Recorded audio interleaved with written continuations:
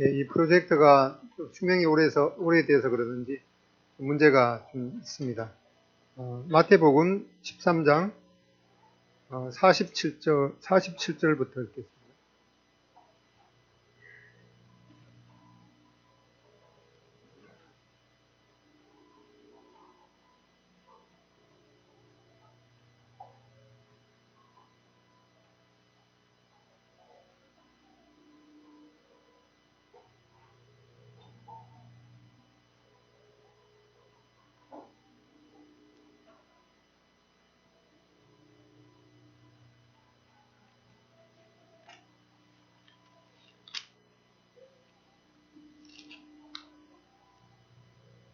(47절부터) (51절까지) 52절까지 읽겠습니다. 시작.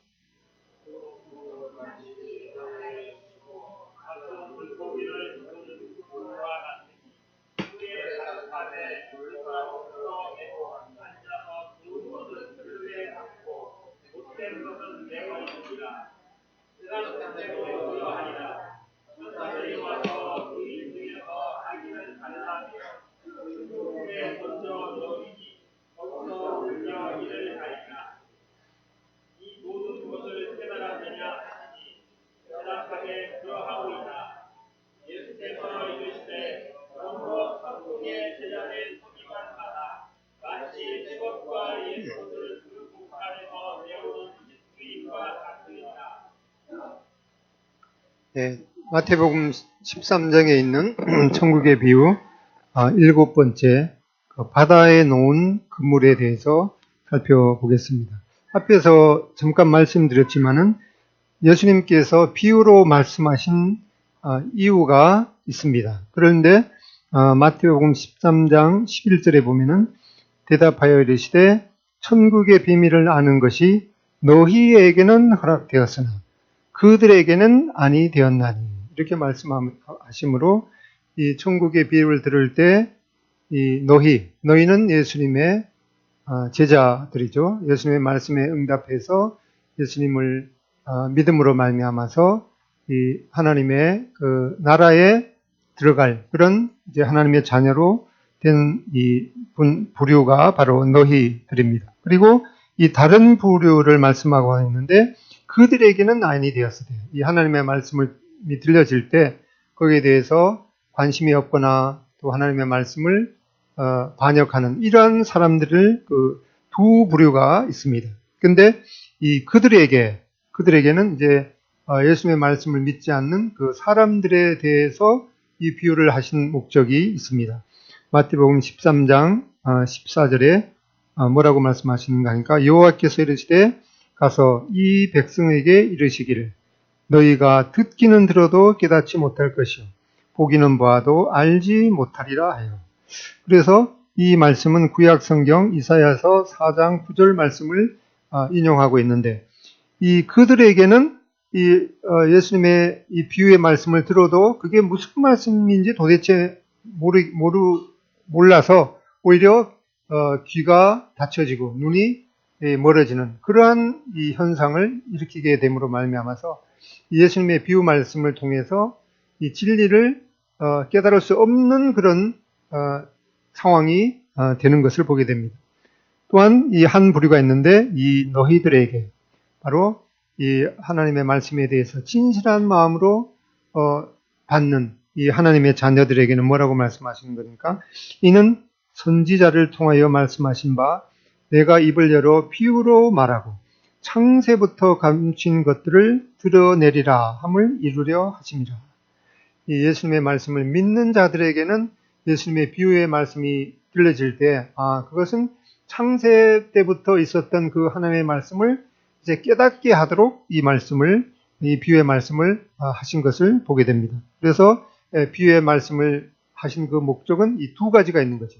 이 부정적인 부류들에게 또 긍정적인 부류들에게 이 두 가지 목적이 있습니다. 그래서 우리가 하나님의 말씀을 들을 때 이게 뭐 별로 가치도 없는 것 같고 또 믿을 만한 것이 못되다, 그렇게 결론을 내리는 사람은 뭐라고 하는가 하니까 고린도후서 4장 3절에 이런 것 같이 만일 우리 복음이 가리웠으면 망하는 자들에게 가리운 것이라.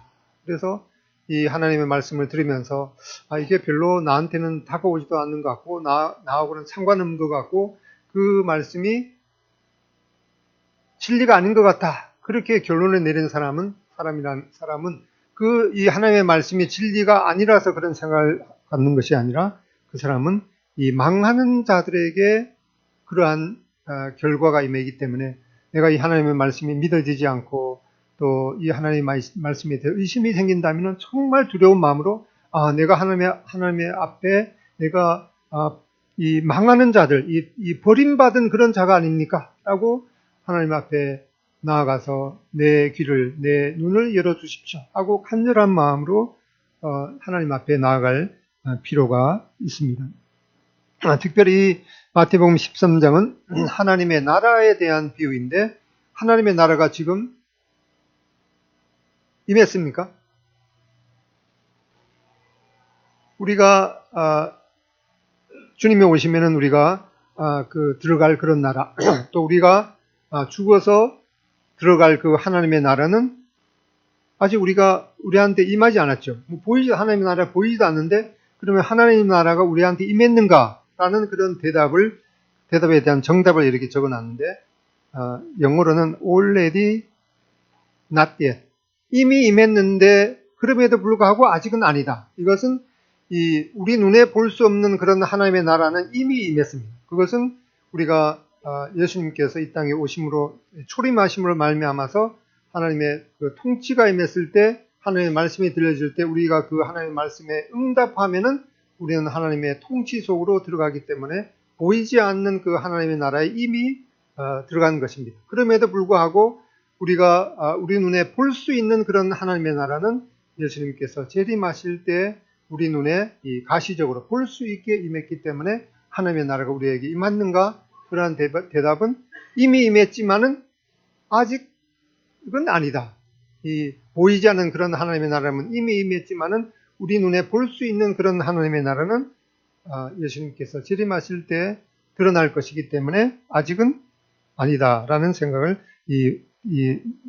그런 대답을 우리가 하게 됩니다. 여기에 이제 예수님의 마태복음 13장에서 비유 말씀을 해주신 배경이 어딘가 하니까 이 갈릴리 바다에서 예수님께서 하신 말씀입니다.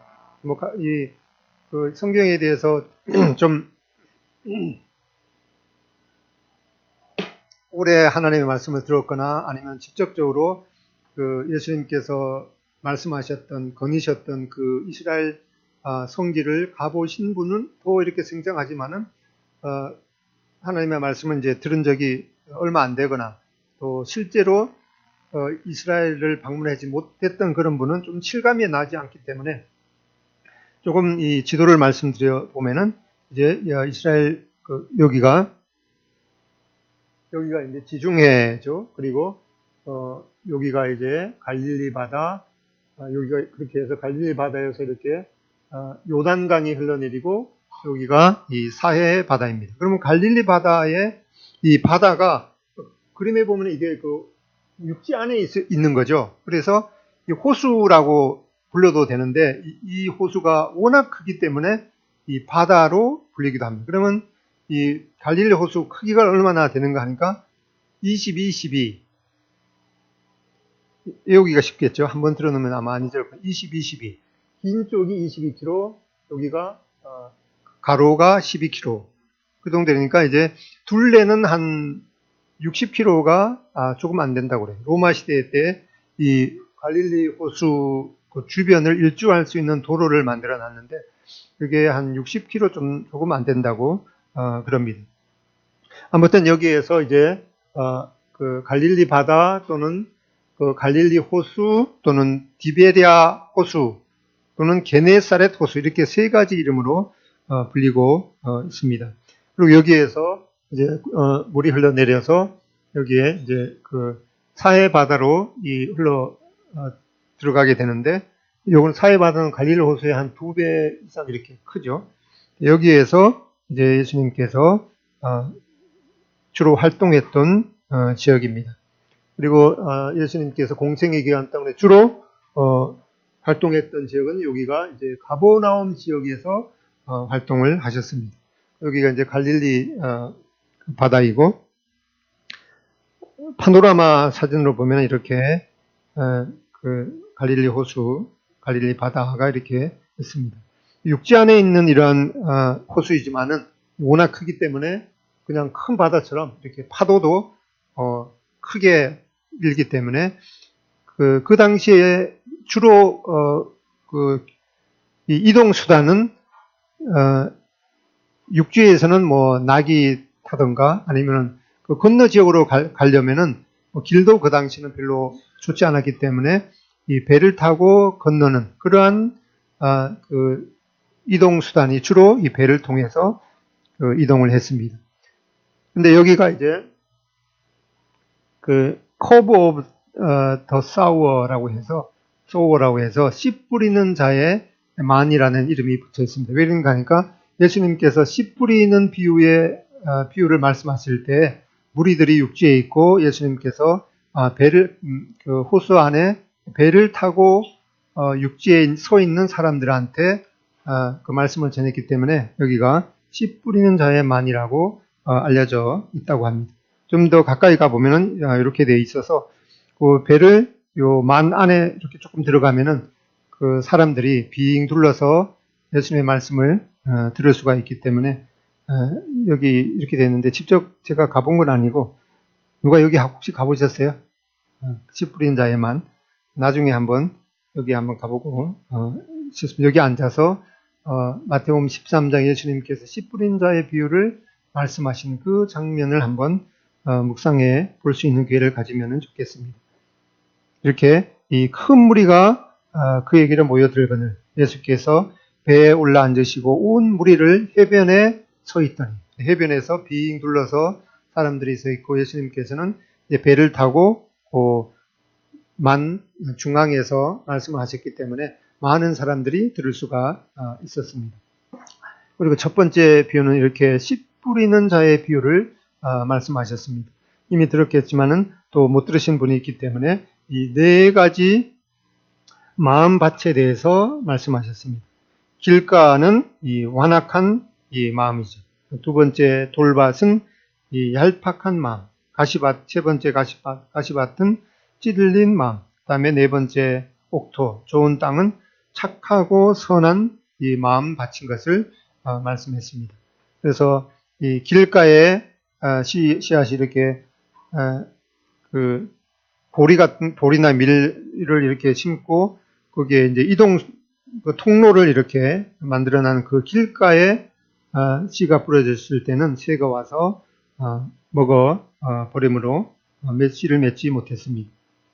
그리고 이렇게 돌밭에 뿌려졌을 때에는 그 뿌리가 조금 내리다가 그 돌이기 때문에 뿌리를 내지는 못하고 금방 말라 버렸습니다.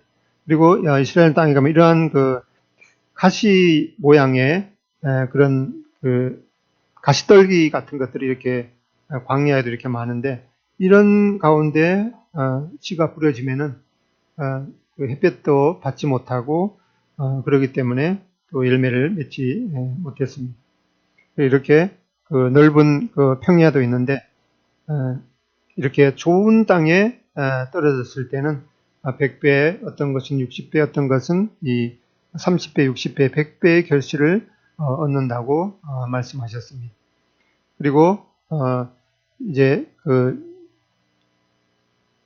두 번째 비유는 이제 알곡과 이 가라지의 비유를 통해서는 이제 그 씨 뿌리는 그 자가 이렇게 사람들이 잘 때 그 원수가 와서 곡식 가운데 가라지를 덧뿌리고 갔다고 말씀했습니다. 그래서 그 원치 않은 이러한 이 가라지들이 났는데 추수 때까지 남겨두라고 말씀했습니다. 그 이유는 이 가라지를 뽑다가 알곡도 다칠 수가 있기 때문에 추수 때에 이제 보면은 그것이 이제 드러나죠. 이 가라지는 키도 이렇게 훌쩍 크기 때문에 보면은 이제 알곡과 가라지가 모양은 거의 비슷한데 이 가라지는 보시다시피 완전히 쭉정이처럼 이렇게 되어 있습니다. 그래서 이제 추수 때에는 이제 그 가라지를 단으로 묶어서 불에 사른다고 말씀하고 있습니다.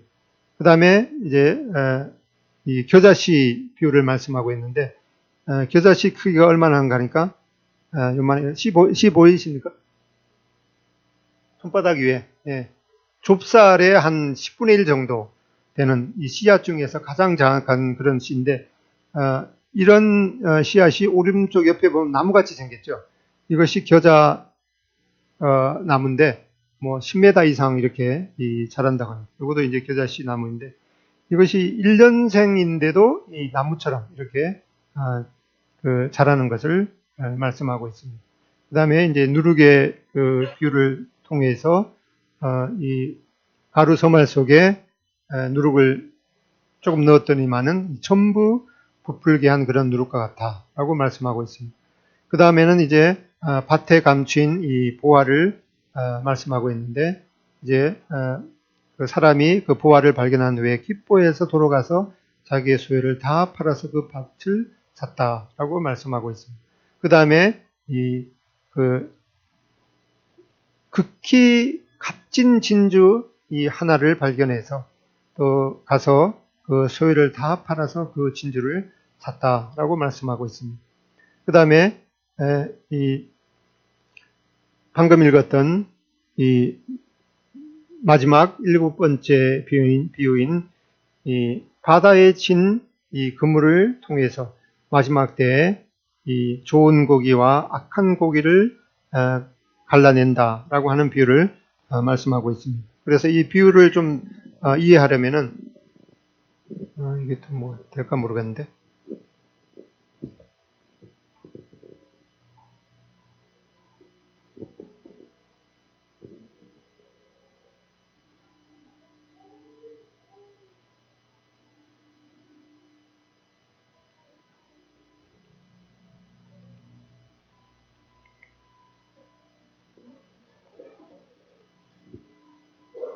베세다 마을은 예수님의 제자 가운데 적어도 3사람의 고향입니다. 베세다는 갈릴리 호수의 북쪽 연안으로 가버나움에서 멀리 떨어지지 않은 곳에 있었을 것입니다. 가버나움처럼 베세다에 사는 사람들도 업으로 생각을 꾸렸습니다.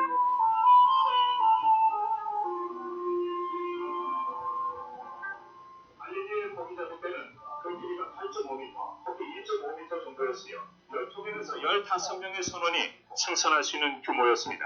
도추로 움직이거나 노를 젓는 배였습니다. 배 뒤쪽에 달린 특별한 노나 키로 방향을 조종했습니다. 고기잡이 배들은 그물을 치거나 걷는 조업을 공동으로 하기도 했습니다. 특정한 지점에 정박하기 위해서는 밭을 사용하기도 했습니다.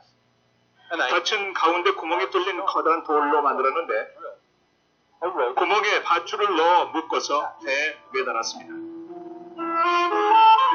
이 고기잡이 배는 1986년 갈릴리 호수의 수위가 현저히 낮았을 때 발견됐습니다.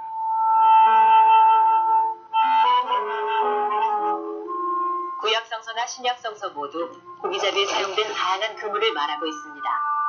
투망이 달린 이 그물은 한 남자가 사용하던 그물입니다. 주가 달린 원형의 그물이며 잡아당기는 줄이 테두리에 달려있는 그물입니다. 직경이 약 6m에서 7.5m 정도 되었습니다. 그물이 활짝 펼쳐진 상태로 물 위에 떨어지도록 배 위에서 또는 호수 언저리에서 원운동하듯 둥글게 그물을 던졌습니다. 무거운 추 때문에 그물은 물속으로 가라앉으며 자연스럽게 아래쪽 고기를 잡았습니다. 그러고 나서 그물 테두리에 달린 줄을 사용해서 그물을 오므리고 끌어올렸습니다.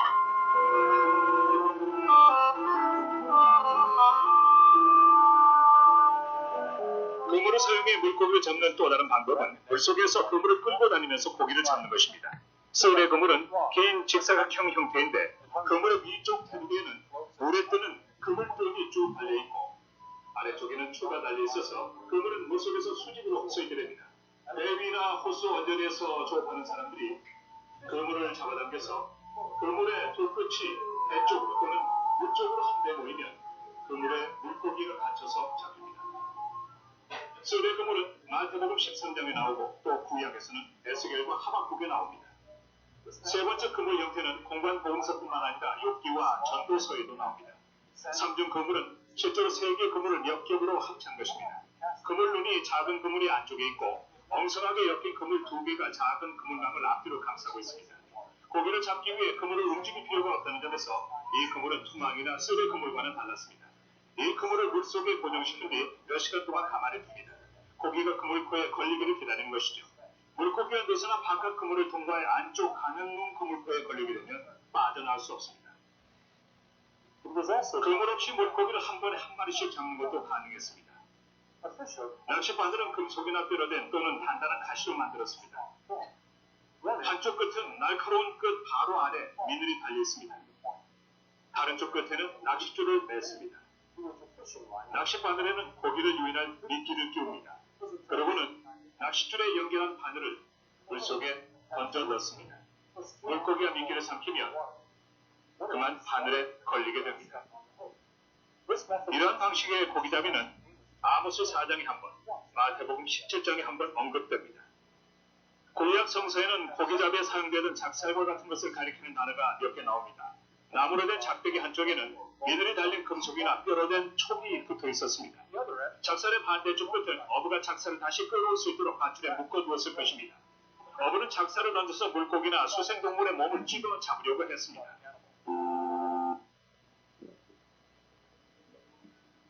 네, 이렇게 그 당시에 고기 잡는 그런 상태를 봤는데 지금도 거기 가보면은 어떤 분이 40년 동안이나 갈릴리 바다만 연구했다고 그러더라고요. 그래서 거기 그 바다 속에 그 추라든가 이런 걸 모아갖고 그 박물관에 이렇게 지어놨는데 별 사람들이 다 있는 것 같아요. 또 얼마 전에 보니까 어떤 분이 개미만 연구해갖고 온 세상을 돌아다니면서 200몇 종의 개미를 발견했는데 나중에 보니까 자기 집 뒷마당에 있던 개미가 있었는데 그 개미가 자기가 그 최근에 발견한 새로운 개미라고 그러더라고요. 아무튼 이 어떤 분이 이렇게 그 갈릴리 바다에 그 당시에 그 고기 잡았던 그런 문화라든가 이런 환경들을 연구해서 그 박물관을 지어놨는데 거기 가보면 이렇게 아까 보았듯이 이 큰 그물의 위에는 이렇게 뜨게 하고 밑에는 이제 가라앉게 해서 양쪽에서 사람들이 잡아당기는 그런 고기 잡는 방법을 봤습니다. 또 그 당시에 발견되었던 그 당시에 사용했던 그 배를 발견해서 이 모형을 이렇게 만들어 놓은 것도 있습니다. 아까 봤던 배 이름이 이걸 발견했는데 연대를 이렇게 따져보니까 예수님 시대에 사용되었던 그 배로 판명이 되어서 이 배가 예수님의 보트라고 이름이 지어졌다고 합니다. 그리고 이제 이스라엘 성지 순례를 하다가 보면은 그 갈릴리 바다 그 호수 주변에 이 베드로가 잡았던 그 고기라고 알려진 이 베드로 고기를 시식하는 그런 또 식당도 있다고 합니다. 아까 봤던 것처럼 우리 성경에는 다 이제 그물로 이렇게 되어 있는데 이 헬라어 성경에 보면은 이 그물을 얘기할 때 다 다른 단어로 이렇게 쓰여 있는데 처음에 이 마태복음 4장 18절에 예수님께서 제자들을 부르실 때 그 그물을 깁고 있었는데 그때 그 그물은 이 암피블레스트론이라는 이러한 단어로 쓰여 있어갖고 이거는 투망을 의미한다고 그럽니다. 그 다음에 누가복음 5장 5절에 이제 깊은 데를 가서 그물을 던지라라고 할 때 그 그물은 아까 이제 삼중 그물처럼 이렇게 되어 있는 그런 다른 단어로 써 있고 여기 우리가 방금 읽었던 마태복음 13장 47절에 여기에 그물은 이 사게네라는 이러한 용어로 써 있는데 이거는 이제 예인망 바다 주변에 사신 분이 예인망, 저인망 이런 용어인데 예인망은 이제 잡아당기는 이제 후릿 그물이라고 그렇게 이 큰 그물로 이렇게 잡아당기는 그런 그물을 의미합니다. 이렇게 보면은 이렇게 이 예인망으로 이렇게 되어 있어 갖고 위에는 그 부표를 이렇게 만들어서 뜨게 하고 밑에는 그 줄을 달아서 양쪽에서 사람들이 이렇게 당기는 것이죠. 아까 그림에 봤듯이 보통 이게 길이가 한 200~300m 정도가 되고 그다음에 이걸 당기는 사람들이 양쪽에서 8명씩 해서 보통 16명이 이 그물을 잡아당기는데, 고기가 많이 잡힐 때는 200에서 300kg 정도 한 번에 잡힌다고 그럽니다. 그리고 예수님 당시에는 이러한 그 배들이 요세푸스에 보면은 그 갈릴리 호수에 한 200~300척 정도 평상시에 이렇게 떠 있었다고 그럽니다. 이렇게 해서 이러한 그 그림이 바로 이 예인망을 사용해서 양쪽에서 고기를 사람들이 양쪽에서 그물을 당겨서 고기를 잡을 때 이제 그 육지로 이렇게 끌어낸다고 말씀하고 있죠. 육지로 끌어내서 이제 여기 그물이 가득함에 물가로 끌어내고, 바로 이 예인망에 고기 잡는 그런 상태를 표현하고 있습니다. 끌어내고 앉아서 좋은 것은 그릇에 담고 못된 것은 내버리느니라. 보통 이제 좋은 고기 또 나쁜 고기, 못된 고기를 구별하는 것은 여기 보면은 이제 뭐 이러한 그 비늘이 달린 고기도 있고 또 가재, 뭐 뱀장어 이런 것들이 있는데, 이것은 이제 레위기 11장에 있는 이제 그 정결한 고기와 이 부정한 고기를 구별하는, 그것은 이제 비늘과 이 지느러미가 있는 그런 고기는 정한 그런 고기로 분류되었기 때문에, 이 가지라든가 뱀장어 이런 것들은 이제 버렸던 것을 보게 됩니다. 그래서 시장에서 이렇게 팔게 됩니다. 이제까지 7가지의 천국에 대한 그 비유를 보면은 첫 번째 씨 뿌리는 비유를 통해서 그 씨를 뿌릴 때 여러 가지 이제 그 만밥을 통해서 씨가 그 열매를 맺는 것은 이제 좋은 땅뿐이고 여러 가지 그런 그 방해가 있는 것을 보게 됩니다. 그래서 이 4가지 만밭 중에서 한 가지만 4분의 1 정도만 이 씨를 맺기 때문에 이 하나님의 나라에 들어가는 것은 이 좁은 길임을 말씀하고 있습니다. 그리고 이 알곡과 이 가라지의 비유를 통해서 이 악한 자는 그 사람들이 찰 때에 이 가라지를 뿌리는 것을 말씀하고 있습니다. 그다음에 겨자씨 비유를 통해서 이 하나님의 나라가 성장하게 되지만은 그와 동시에 이 비정상적인 그런 성장이 있을 것을 또 말씀했습니다. 이건 외부적인 그런 비정상 성장이고, 그다음에 이 누룩의 비유를 통해서도 이 내적으로 이 비정상적인 그런 부패가 있을 것을 말씀하고 있습니다. 그런 다음에 이제 이 5번째 비유는 이 밭에 감춘 이 보화와 같이 하나님께서 이제 이스라엘의 이 경건한 이 남은 자들을 찾으시는, 그다음에 극히 값진 진주를 위해서 온 재산을 팔아서 사는 것처럼 하나님께서 신부인 이 보배로운 교회를 위한 대가를 지불하심을 말씀하고 있고, 그다음에 7번째 각종 물고기를 모은 그물과 같으니 라는 비유를 통해서 이 마지막 때 이 세상 끝에도 이러하리라 하고 말씀하신 것처럼 마지막 때 이 악인과 선인에 대한 그런 심판이 있을 것을 말씀하고 있습니다.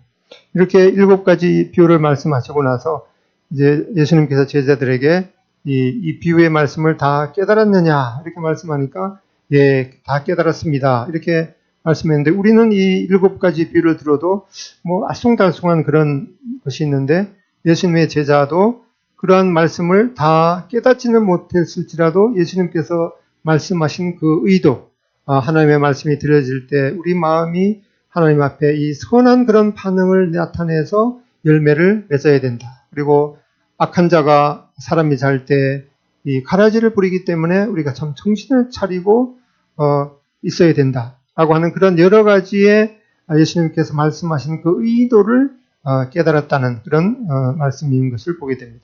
그리고 나서 이제 8번째로 뭐라고 말씀하는가 하니까 13장 52절에 예수께서 이르시되 그러므로 천국의 제자된 서기관마다 마치 새 것과 옛 것을 그 곳간에서 내오는 집주인과 같으니라 라고 말씀하면서 이 마지막 때에 이 곳간에 있는 이 하나님의 말씀을 잘 사람들에게 먹여야 되는 것을 말씀하고 있습니다.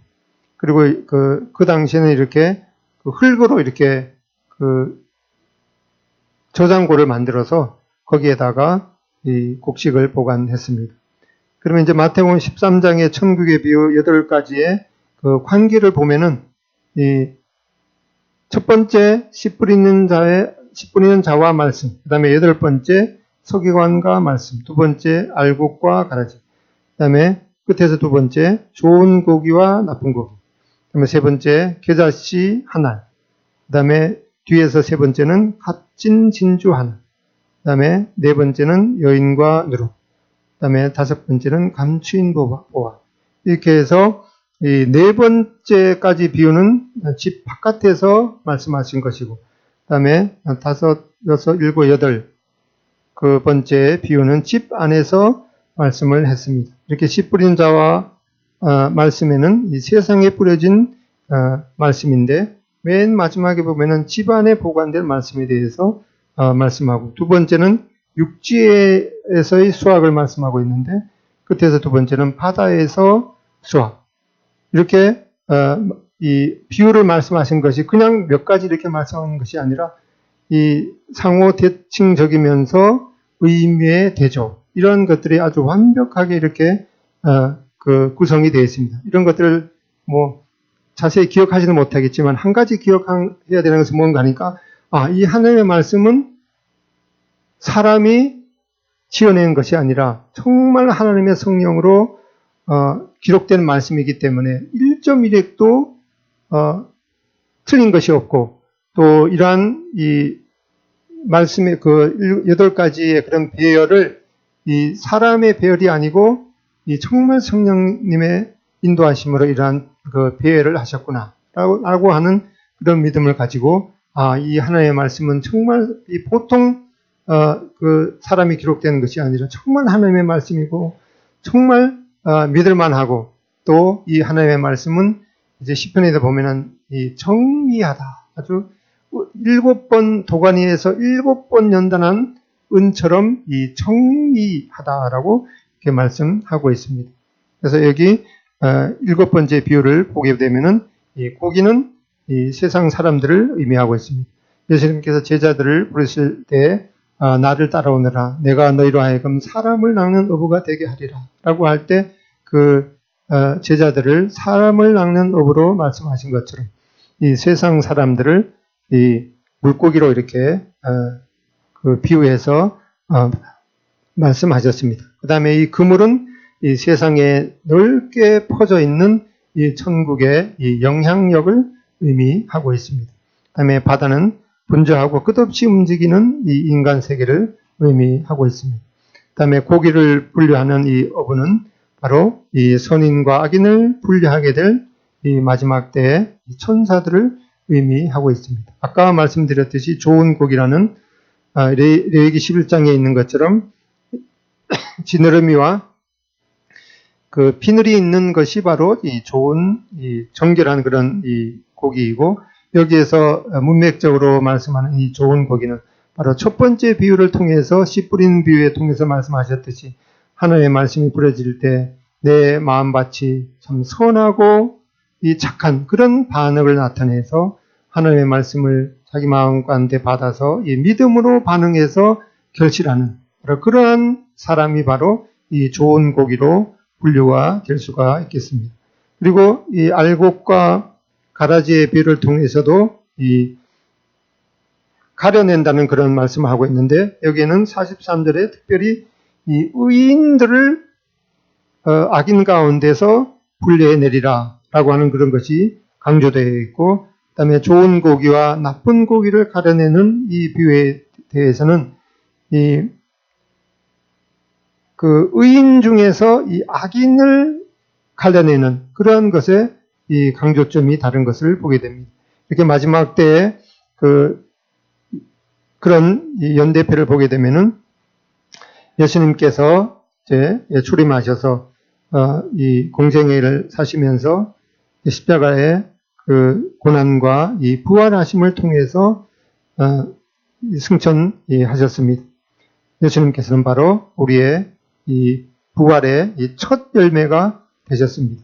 이제 교회 시대가 마감이 되는 그 시기에 이 믿는 모든 이 그리스도인들은 죽은 자나 살아있는 자나 영광스러운 그런 몸으로 변화되어서 공중에서 주님을 만나게는 그런 휴고의 그런 소망이 우리 모두에게 있습니다. 그리고 나서 이제 이 전무후무한 이 7년 이 환난기를 지내게 되는데 바로 그런 7년 환난기에 대한 내용이 요한계시록에 있는 7인, 그다음에 7 나팔, 또 7 대접의 심판이라는 그런 무시무시한 심판이 바로 7년 환난기의 내용이 되겠습니다.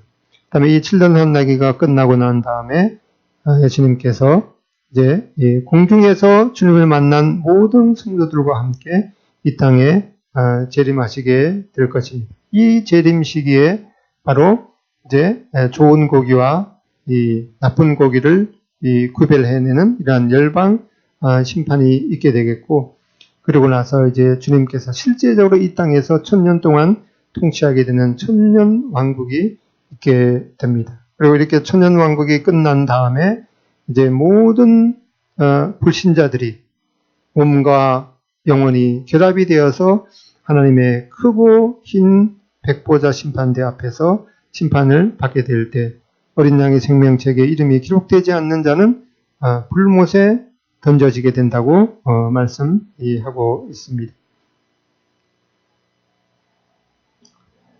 요한계시록 20장 13절 14절에 보면은 바다가 그 가운데서 죽은 자들을 내주고 또 사망과 음부도 그 가운데에서 죽은 자들을 내주며 각 사람이 자기의 행위대로 심판을 받고 사망과 음부도 불못에 던져지니 이것은 둘째 사망 곧 불못이라. 이렇게 이 마지막 이 하나님의 크고 흰 보좌의 심판, 백보좌 심판대 앞에서 심판을 받는 대상들을 보면은 그리스도를 믿지 않고 그리스도 밖에서 죽은 자들, 또 하나님을 모르는 자들, 즉 이 구원받지 못한 자들, 또 이 첫째 부활에 참여하지 못한 자들, 즉 주님께서 공중에 오실 때 이제 휴거되지 못한 그런 사람들이 되겠죠. 그리고 어린 양의 생명책에 이름이 기록되지 못한 자들이 바로 심판의 대상이 되게 됩니다. 그때 크고 흰 보호자의 심판대 앞에서 이 생명책에 이름이 기록되지 않는 자는 이 불못에 던져지더라라고 하는 말씀을 보게 됩니다.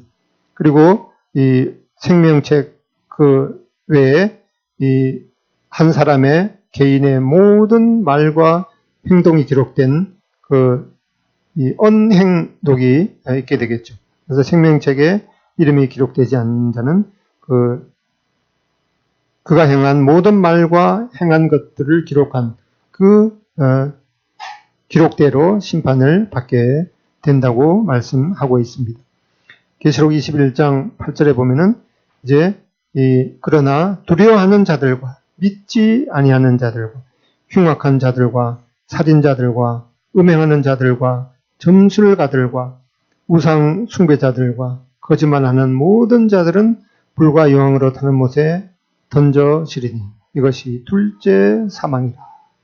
이렇게 이 8가지로 요약되어 있는 이 불신세계의 죄들에서 벗어나지 못한 자들이 이 둘째 사망에 던져진다고 말씀하고 있습니다. 그래서 사람들이 흔히 하는 얘기가 그냥 사람이 한 번 죽지 2번 죽냐라고 그렇게 말하지만은 그 말은 사실이 아닙니다. 하나님의 말씀에는 분명히 이렇게 2번 죽는 것에 대해서 말씀하고 있습니다. 이제 하나님의 크고 흰 보좌 심판대 앞에서 그 믿지 않는 자들의 영혼과 육체가 결합이 되어서 이제 하나님의 어린 양의 생명책에 기록되지 못한 자는 이제 영원한 불멸 가운데 떨어지는 그것이 바로 이 둘째 사망이라고 분명히 말씀하고 있습니다.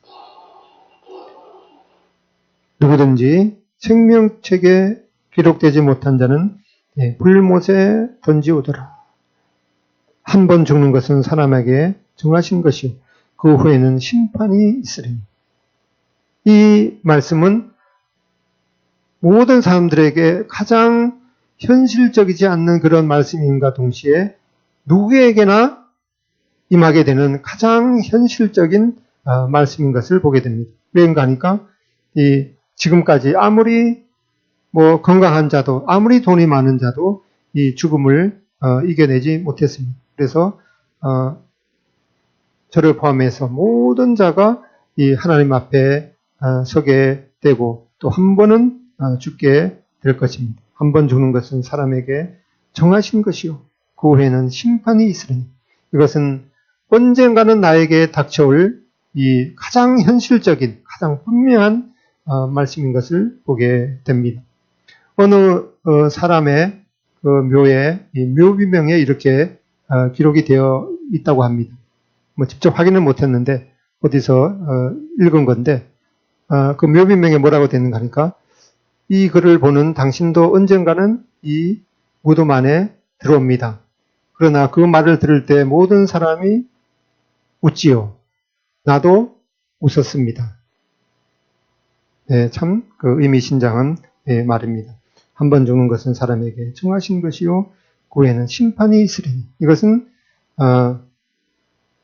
모든 사람에게 가장 현실적인 가장 분명한 말씀인 것을 생각하고 이 예수님의 비유의 말씀을 하신 목적처럼 내가 그들에게 라는 그런 대상이 될 것인가 또 너희에게 라는 대상이 될 것인가 만약 이 복음이 가리웠으면 망하는 자들에게 가리웠다 말씀하시기 때문에 이 하나님의 말씀을 들으면서 정말 이것이 내 것이 되지 않으면은 나는 정말 하나님 앞에 버리운 자인가 라는 이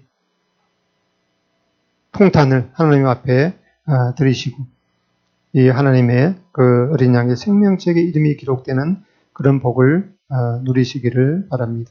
또한 우리가 이제 다음 주가 아니죠. 다가오는 이 토요일, 일요일 날에 이 복음 전도 집회를 하게 되는데 우리가 정말 이 말씀을 믿고 있는가? 한 번 죽는 것은 사람에게 정하신 것이요 그 후에는 심판이 있으리니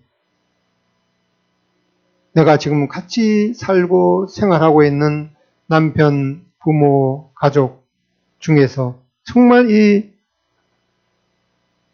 어린 양의 생명책에 기록되지 못한 자는 불못에 던지우고 한 번 죽는 것은 사람에게 정하신 거죠. 그 후에는 심판이 있으리니 이 말씀을 우리가 정말 믿고 있는가? 믿고 있다면은 정말 눈물로 그 믿지 않는 대상을 위해서 기도하면서 우리가 실감나지 않으면은 정말 저에게 이러한 지옥을 보여주십시오. 저에게 정말 믿음을 더해 주십시오. 라고 하는 그런 기도가 필요하리라고 믿습니다. 기도하고 마치겠습니다.